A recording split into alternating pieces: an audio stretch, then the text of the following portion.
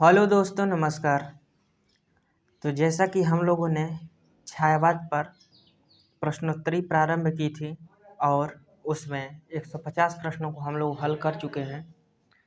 तो वो वीडियो यदि आप लोगों ने नहीं देखा है तो नीचे डिस्क्रिप्शन बॉक्स में लिंक दिया गया है, वहाँ से जाकर के देख सकते हैं। आगे की प्रश्नोत्तरी आज हम लोग प्रारंभ करेंगे। तो आज 151 नंबर से हम लोगों की प्रश्नोत्तरी रहेगी, जिसमें आपके 50 प्रश्न रहेंगे और आप इसके माध्यम से ये जानने की कोशिश करेंगे कि आपकी छायावाद पे तैयारी कैसी है और आप कितना प्रश्न सही कर सकते हैं। तो जैसा कि पहला प्रश्न आपके सामने है कि आचार्य रामचंद्र शुक्ल के प्रिय कवि कौन है, और आपके सामने ऑप्शन है तुलसी, कबीर, भारतेंदु, घनानंद। आप लोग सही उत्तर का चयन करिए। तो जैसा कि शुक्ल जी के जो प्रिय कवि थे वो तुलसीदास थे, और कबीर जो हैं वो हजारी के प्रिय कवि हैं, हजारी प्रसाद द्विवेदी के, हजारी प्रसाद द्विवेदी। क्योंकि कबीर को यदि किसी ने स्थापित करने का काम किया है तो वो द्विवेदी जी ही हैं। इसके बाद दूसरा प्रश्न है कि मधुमती भूमिका की स्थापना किसने की? श्याम सुंदर दास, आचार्य रामचंद्र शुक्ल, नगेंद्र, राम कुमार वर्मा। सही उत्तर का चयन करिए आप लोग। तो जैसा कि मधुमती भूमिका की स्थापना आपके श्याम सुंदर दास ने किया है।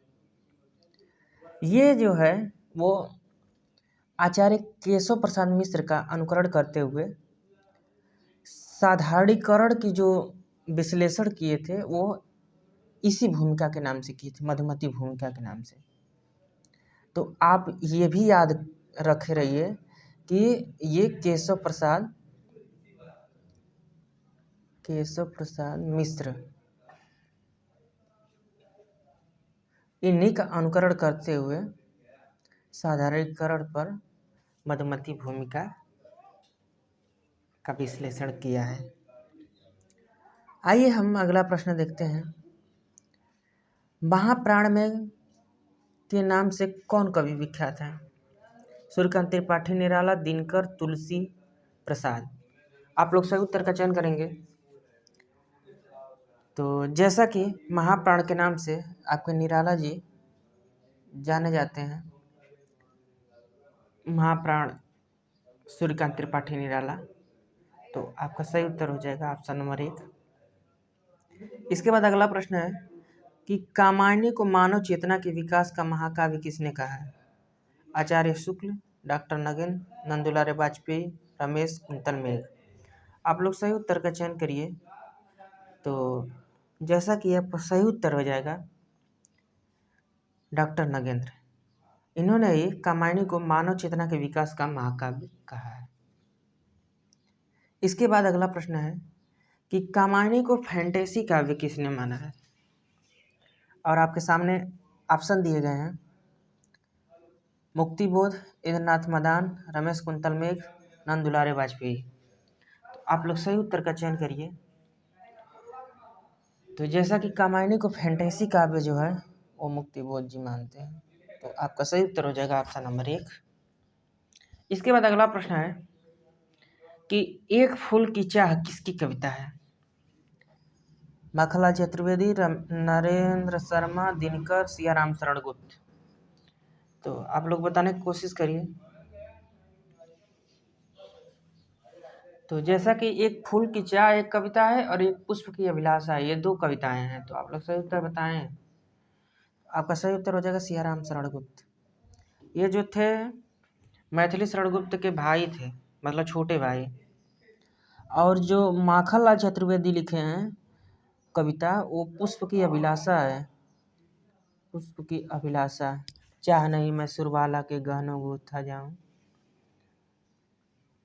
तो ये पुष्प की अभिलाषा कविता माखनलाल चतुर्वेदी जी की है और सियाराम शरण गुप्त की एक फूल की चाह कविता है। इसके बाद अगला प्रश्न है कि आंसू की बालिका किसकी कविता है? और आपके सामने ऑप्शन दिए गए हैं जयशंकर प्रसाद, निराला, पंत, महादेवी वर्मा। आप लोग सही उत्तर का चयन करिए कि आंसू की बालिका किसकी कविता है। तो ये आपके पंत की कविता है। अगला प्रश्न है कि काव्य आत्मा की संकल्पनात्मक अनुभूति है, किसकी पंक्ति है। हजारी प्रसाद द्विवेदी, प्रसाद, रामचंद्र शुक्ल, पंत। बताइए। तो काव्य की आत्मा की संकल्पनात्मक अनुभूति प्रसाद जी मानते हैं, तो इसलिए आपका दूसरा ऑप्शन सही हो जाएगा।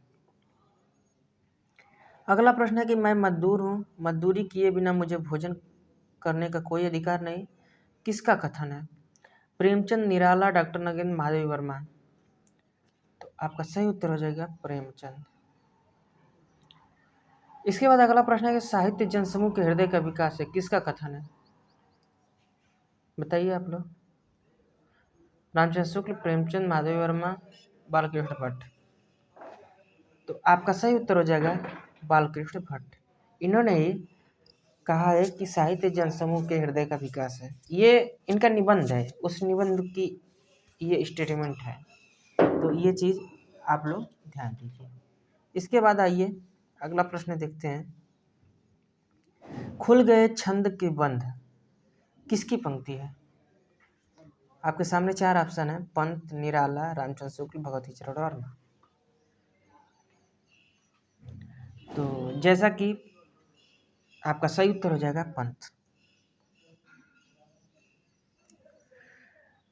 मुक्त छंद के प्रवर्तक कौन है, तो निराला है। इसके बाद अगला प्रश्न है कि छायावाद विलायती अभ्यंजनावाद का विलायती संस्करण है, किसकी परिभाषा है।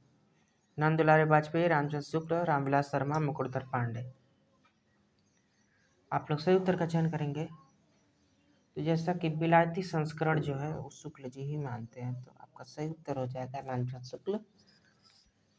इसके बाद अगला प्रश्न है कि उर्वशी चंपू काव्य के रचयिता है। देखिए उर्वशी दो रचना हुई है, एक तो गीति नाटक है और एक चंपू काव्य है, गद्य चंपू काव्य। तो आप लोग सही उत्तर का चयन करिए।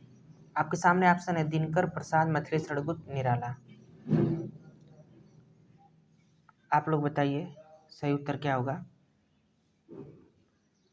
तो जैसा कि आपका सही उत्तर हो जाएगा जयशंकर प्रसाद। इन्होंने चंपू काव्य की रचना की है और ये इनकी पहली पुस्तक थी। ये चीज़ भी आप ध्यान दीजिए, अगर पहली पुस्तक माना जाए तो ये इनकी पहली पुस्तक थी। इसके बाद ये जो दिनकर जी लिखे हैं उर्वशी, ये इनका गीति नाटक है, ठीक है। तो ये चीज़ भी आपको ध्यान देना है। गीति नाटक ये लिखे थे 1961 ईस्वी में, और ये जो लिखे थे प्रसाद चंपू ये 1909 ईस्वी में लिखे थे। तो ये चीज़ भी आपको ध्यान होनी चाहिए। आइए हम अगला प्रश्न देखते हैं। रूप तरंग किसकी काव्यकृति है।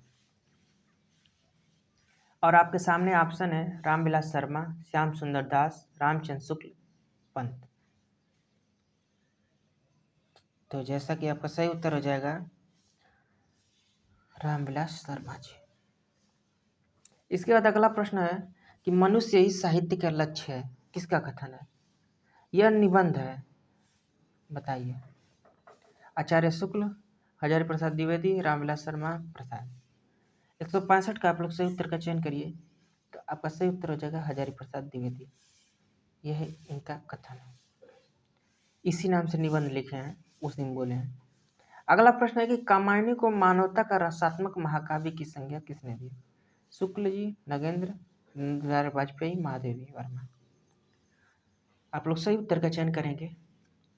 तो जैसा कि आपका सही उत्तर हो जाएगा आचार्य रामचंद्र शुक्ल। यदि आपको मेरी वीडियो स्लो लग रही हो तो आप 2x स्पीड पर देख सकते हैं, आपको बेटर फील होगा। आइए हम अगला प्रश्न देखते हैं कि छायावाद का पतन किसकी रचना है।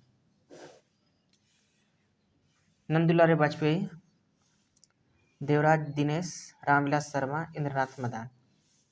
सही उत्तर का चयन करिए। तो 167 का आपका सही उत्तर हो जाएगा देवराज दिनेश।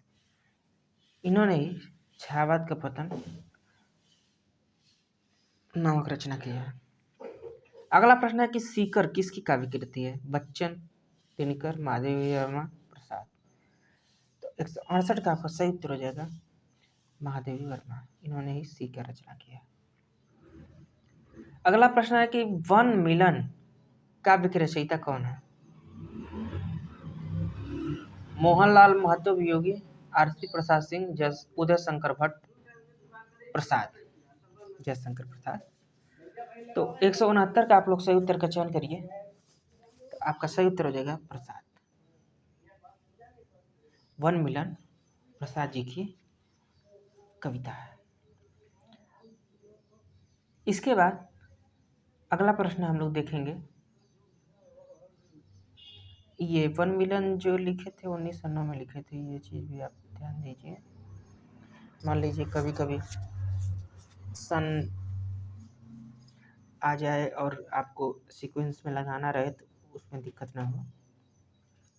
अगला प्रश्न है कि निराला की तुलसीदास कृति किस विधा की रचना? नाटक, उपन्यास, खंडकाव्य, महाकाव्य। आप लोग सही उत्तर का चयन करेंगे। तो जैसा कि आपका सही उत्तर हो जाएगा ये खंडकाव्य है। और देखिए ये सब प्रश्न बहुत सरल होते हैं, लेकिन अंतिम अवस्था में टिक करते समय कन्फ्यूजन में गलती हो जाती है, और ये बहुत बड़ी गलती होती है, क्योंकि नॉर्मल प्रश्न गलत करने का मतलब है कि आप सिलेक्शन से बाहर हैं। तो ये एक खंडकाव्य है और इसको इन्होंने 1938 ईस्वी में लिखा था। तो ये चीज़ भी आपको ध्यान देना है। अगला प्रश्न है और इम्पोर्टेंट है कि प्रिय प्रवास किस तरह का काव्य है? राम काव्य, कृष्ण काव्य, निर्गुण भक्ति काव्य, सूफी काव्य। ये सही उत्तर का चयन करें। तो जैसा कि आपका सही उत्तर हो जाएगा कृष्ण काव्य है। प्रिय प्रवास में कृष्ण जी का वर्णन है, तो ये कृष्ण काव्य हो गया। अगला प्रश्न है कि हुक्के का धुआं किसकी कविता है? सुमित्रानंदन पंत, दिनकर, प्रसाद, निराला। 172 का आप लोग सही उत्तर का चयन करिए। तो आपका सही उत्तर हो जाएगा सुमित्रानंदन पंत। अगला प्रश्न है कि पंत को छायावाद का जनक किसने माना? देखिए जनक से तो क्वेश्चन बनते ही बनते हैं, और जनक कई प्रकार के हैं, कई लोगों के द्वारा माने गए। जैसे पंत को छायावाद का जनक किसने माना है? और आपके सामने ऑप्शन लीलाचंद जोशी, नगेंद्र, रामकुमार वर्मा, नंदुलारे वाजपेयी। तो आपका सही उत्तर हो जाएगा नंदुलारे वाजपेयी। ये सुमित्रानंदन पंत को छायावाद का जनक मानते हैं। इसके बाद अगला प्रश्न है कि प्रसाद को छायावाद का जनक किसने माना है? जयशंकर प्रसाद से छायावाद का जनक किसने माना गया? तो इसमें आपके ऑप्शन है लीलाचंद जोशी, रामचंद्र शुक्ल, नंदुलारे वाजपेयी, हजारी प्रसाद द्विवेदी। तो आपका सही उत्तर हो जाएगा लीलाचंद जोशी। ये प्रसाद को छायावाद का जनक मानते हैं। ये चीज़ें आप लोग नोट कर लीजिए कि पंत को किसने माना है, प्रसाद को किसने माना है, और रामचंद्र शुक्ल ये किसको मानते हैं, क्योंकि भाई ये तो हिंदी साहित्य के एक तरह से कर्णधार टाइप में है। तो इनका ये जो है ये मैथिली शरण गुप्त को मानते हैं, मैथिली शरण गुप्त, और उनको भी मानते हैं मुकुटधर पांडे को भी, गुप्त, मुकुटधर पांडे। तो ये चीज़ें आप लोग नोट डाउन कर लीजिए, क्योंकि मान लीजिए यदि आपको प्रश्न आ रहा है कि छायावाद किससे प्रारंभ माना जाता है या कौन इसके प्रस्तोता है, तो आपको दिक्कत ना हो, आप सही कर सकें। इसमें कई तरीके से क्वेश्चन बनेगा, जैसे कि ये पूछ देगा कि नंदुलारे वाजपेयी ने छायावाद का प्रवर्तक किससे माना है, या पूछ दिया कि मान लीजिए इलाचंद जोशी ने छायावाद का प्रवर्तक किससे माना है, या शुक्ल जी ने छायावाद का प्रवर्तक किससे माना है। तो क्वेश्चन घुमा फिरा के किसी तरह पूछे, आप डाउट क्लियर करके इसको तैयार कर लीजिए। और इसमें छायावाद के प्रवर्तक एक लोग और मानते हैं, जो कि माखनलाल चतुर्वेदी को मानते हैं। माखनलाल चतुर्वेदी को छायावाद का प्रवर्तक आपके प्रभाकर माचवे मानते हैं। प्रभाकर माचवे, तो ये चीज़ भी आप ध्यान दीजिए कि छायावाद का प्रवर्तक किसने किसको माना है। माखनलाल चतुर्वेदी को प्रभाकर माचवे मानते हैं, मैथिली शरण गुप्त और मुकुटधर पांडे को शुक्ल जी मानते हैं, प्रसाद को इलाचंद जोशी मानती हैं, पंत को नंदुलारे वाजपेयी मानते हैं। इतने लोग छायावाद का प्रवर्तक इन लोगों को मानते हैं। इसके बाद अगला प्रश्न है कि छायावाद में कायिक भावनाओं का पृष्ठपेषण होने की बात किसने कही है। रामविलास शर्मा, रामचंद्र शुक्ल, नंदुलारे वाजपेयी, नगेंद्र।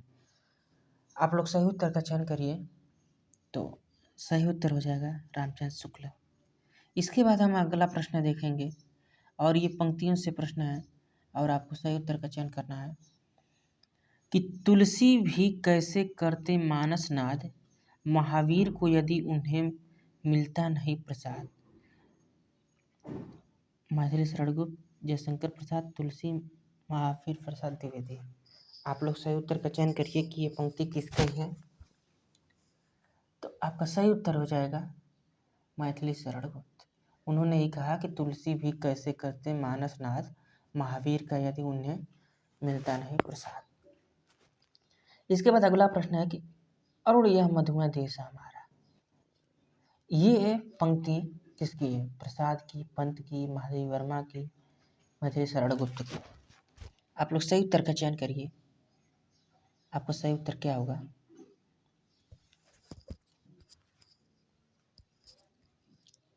तो जैसा कि आपका सही उत्तर हो जाएगा प्रसाद। प्रसाद जी का यह कथन है कि अरुण यह मधुमय देश हमारा। और इससे एक प्रश्न और बनता है कि यह जो पंक्ति है उनके किस रचना से ली गई है। तो आपका जो रचना है वो चंद्रगुप्त नाटक है। चंद्रगुप्त नाटक, उसी से यह पंक्ति है। तो मान लीजिए पूछ दिया गया है कि अरुण यह मधुमय देश हमारा जयशंकर प्रसाद के किस रचना की पंक्ति है या किस नाटक की पंक्ति है, तो आप बताइए कि ये चंद्रगुप्त की पंक्ति है। और इतना तो डीपली नहीं पूछेगा, लेकिन मान लीजिए पूछता है तो बताइए। उसके बाद ये भी पूछ सकता है कि ये चंद्रगुप्त नाटक में किसने ये कहा कि अरुण यह मधुमय देश हमारा। तो कार्नेलिया नाम की पात्र थी, उसने यह कहा था कि अरुण यह मधुमय देश हमारा। इसके बाद अगला प्रश्न देखेंगे हम लोग। अगला प्रश्न है कि वियोगी होगा पहला कवि, आह से उपजा होगा गान। यह कथन किसका है। आरसी प्रसाद सिंह, पंत, रामचंद्र शुक्ल, महादेवी वर्मा। आप लोग सही उत्तर का चयन करिए, सही उत्तर क्या होगा। तो जैसा कि आपका सही उत्तर हो जाएगा सुमित्रा नंदन पंत। इन्होंने कहा था कि वियोगी होगा पहला कवि, आज से उपजा होगा गान। इसके बाद अगला प्रश्न है कि छायावाद युग के किस विधा के आधार पर प्रसाद युग का नामकरण हुआ है। जैसे विधाओं के आधार पर नामकरण किया जाता है, जैसे कहानी का नामकरण किया गया प्रसाद के नाम एवं प्रेमचंद के नाम से। प्रेमचंद पूर्व युगीन कहानी, प्रेमचंद युगीन कहानी, प्रेमचंद उत्तर युगीन कहानी। तो इसी तरह से आपका प्रसाद युग नामकरण किस विधा के आधार पर किया गया। नाटक, कहानी, उपन्यास, एकांकी। तो आप लोग सही उत्तर का चयन करेंगे। तो जैसा कि नाटक के आधार पर किया गया, क्योंकि प्रसाद जी ने बहुत ऐतिहासिक टाइप के नाटक लिखे थे और ये नाटक एक तरह से हस्ताक्षर साबित हुए। तो प्रसाद के पहले के जो नाटक हैं वो प्रसाद पूर्व युगीन नाटक हैं, और प्रसाद के समय के नाटक प्रसाद युगीन नाटक हैं, और प्रसाद के बाद के नाटक प्रसादोत्तर नाटक कहलाते हैं। इसके बाद अगला प्रश्न है कि प्रसाद के पूर्ववर्ती नाटककार हैं। कौन इनके पूर्ववर्ती नाटककार हैं? हरिकृष्ण प्रेमी, प्रताप नारायण मिश्र, मोहन राकेश, जगदीश माथुर। आप लोग सही उत्तर का चयन करिए। तो जैसा कि इनके पूर्व प्रताप नारायण मिश्र थे। अगला प्रश्न है कि होगा फिर से दुर्धर्ष संघर्ष, जड़ से चेतन का निशिवासर, किसकी काव्य पंक्तियां हैं? तुलसीदास, राम की शक्ति पूजा, पंचवटी, सरोज स्मृति। बताइए ये किस रचना से पंक्ति ली गई है? तो जैसा कि आपका सही उत्तर हो जाएगा तुलसीदास। निराला की जो रचना तुलसीदास है उसी से यह पंक्ति ली गई है। निराला ने तुलसीदास रचना जो है वो 1938 ईस्वी में किया था। अगला प्रश्न है कि समरस थे जड़ या चेतन, सुंदर साकार बना था, चेतनता एक विलसती, आनंद अखंड घना था। किसकी काव्य पंक्तियां हैं? पंत, महादेव वर्मा, जयशंकर प्रसाद, निराला। 182 का आप लोग सही उत्तर का चयन करेंगे तो सही उत्तर हो जाएगा जयशंकर प्रसाद। अगला प्रश्न है किंतु जीवन कितना निरुपाय, लिया है देख नहीं संदेह, निराशा है जिसका परिणाम सफलता का वह कल्पित ज्ञेय। ये किस काव्य रचना की पंक्तियां हैं? भारत भारती, कामायनी, राम की शक्ति पूजा, तुलसीदास। 183 का आप लोग सही उत्तर का चयन करिए तो आपका सही उत्तर हो जाएगा ये कामायनी की पंक्तियां हैं। अगला प्रश्न है कि काव्य में रहस्य कोई वाद है न ऐसा जिसे लेकर निराला जी कोई पंथ ही खड़ा करें। किसकी काव्य पंक्तियां हैं? निराला, शुक्ल, रामकुमार वर्मा, पंत। आप लोग सही उत्तर का चयन करिए तो आपका सही उत्तर हो जाएगा रामचंद्र शुक्ला। इसके बाद अगला प्रश्न है कि अपने ही दुख सुख दुख में के रंग में रंगकर प्रकृति को देखा तो क्या देखा? मनुष्य ही सब कुछ नहीं है, प्रकृति का अपना रूप भी है। किसकी पंक्तियां? हजारी प्रसाद द्विवेदी, नगेंद्र, रामकुमार वर्मा, रामचंद्र शुक्ल। आप लोग सही उत्तर का चयन करेंगे तो सही उत्तर हो जाएगा आचार्य रामचंद्र शुक्ल की ये पंक्तियां हैं। इसके बाद अगला प्रश्न है कि रविंद्र कविता कानन किस विधा की रचना है?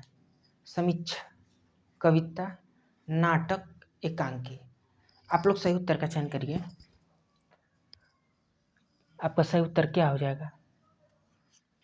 तो रविंद्र कविता कानन जो है वो समीक्षा है। तो आपका सही उत्तर हो जाएगा ऑप्शन नंबर 1। इसके बाद अगला प्रश्न है कि पंत और पल्लव किसकी कृति है? नंदुलारे वाजपेयी, भगवती चरण वर्मा, निराला, पंत। तो आपका सही उत्तर हो जाएगा सूर्यकांत त्रिपाठी, निराला। इन्होंने यह कृति लिखी। अगला प्रश्न है कि अमंगल के स्थान पर मंगल शब्द किसकी निबंध कृति है? ये निबंध किसने लिखा है? रामचंद्र शुक्ल, चंद्रदास शर्मा गुलेरी, पद्मलाल पुन्ना, लाल बख्शी, नगेंद्र। आप लोग सही उत्तर का चयन करिए। तो जैसा कि आपका सही उत्तर हो जाएगा चंद्रदास शर्मा गुलेरी। इसके बाद अगला प्रश्न है कि निम्न में से हिंदी शब्द सागर के संपादक थे? रामचंद्र शुक्ल, रामकुमार वर्मा, नगेंद्र, अज्ञे। आप लोग सही उत्तर का चयन करिए। सही उत्तर क्या होगा? तो जैसा कि हिंदी शब्द सागर की भूमिका में शुक्ल जी ने ही हिंदी साहित्य का इतिहास लिखा है, तो इसलिए आपका ऑप्शन नंबर 1 सही हो जाएगा। अगला प्रश्न है कि शशांक अनुदित उपन्यास के रचयिता हैं? भगवती चरण वर्मा, रामचंद्र शुक्ल, रामकुमार वर्मा, प्रेमचंद। आप लोग सही उत्तर का चयन करिए।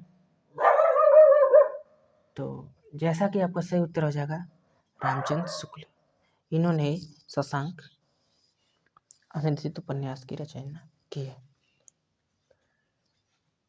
इसके बाद अगला प्रश्न है कि उमर खयाम की रुबाइयों के रचयिता हैं, और आपके सामने ऑप्शन है मैथिली शरण गुप्त, बच्चन, निराला, रामचंद्र शुक्ल। आप लोग सही उत्तर का चयन करिए कि उमर खयाम की रुबाइयों की रचना किसने की। तो आपका सही उत्तर हो जाएगा मैथिली शरण गुप्त। देखिए, बच्चन जी पर उमर खयाम की रुबाइयों का प्रभाव है, जिसमें इन्होंने हालावाद से संबंधित कविताएं लिखी। इस पार प्रिय मधु है तुम हो, उस पार न जाने क्या होगा, इस टाइप की कविताएं। जैसा कि बच्चन जी शराब पीते नहीं थे, लेकिन मधुशाला उनकी फेवरेट कविता चली गई। इसके बाद अगला प्रश्न है कि रविंद्र कविता कानन के रचयिता हैं। रविन्द्रनाथ टैगोर, पंत, निराला, शरत चंद्र चटर्जी।